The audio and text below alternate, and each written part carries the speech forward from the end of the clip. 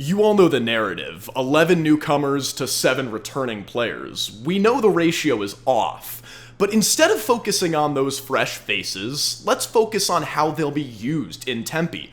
What's going to be different from last season?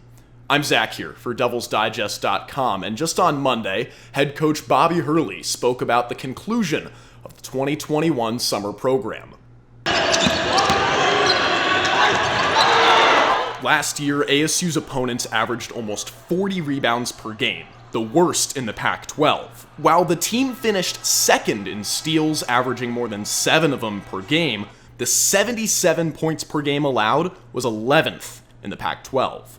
It would have been 3 years in a row of going to the tournament, so last year was nothing like that for us. So, everyone should be a little pissed off and have a chip on their shoulder. The tide should turn this year. This is probably as big a team as I've had since the year we won 23 games and had a really good rebounding and interior defensive group. ASU won 23 games in the 2018-19 season with stars Lou Dort, Zylan Cheatham, and Remy Martin.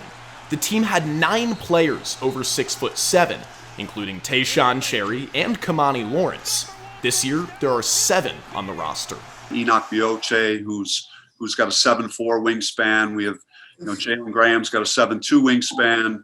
Alonzo Gaffney's got a 7'3" wingspan. So you have all these guys that have more length and more size. Boakye is a good candidate for the starting center, and while his interior finishing and strength are a dangerous combination, it's his defense and shot blocking ability the Sun Devils will need.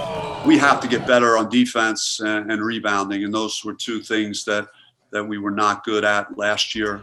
We were good at stealing the ball, but we couldn't rebound successfully. And the size and the physicality of our team is different than last year, and I think that'll impact both of those areas for us in a positive way. 6'9" Ohio State transfer Alonzo Gaffney. His ability to rebound in traffic should provide some help, but it's also on the veteran Jalen Graham to step up his rebounding numbers from last year.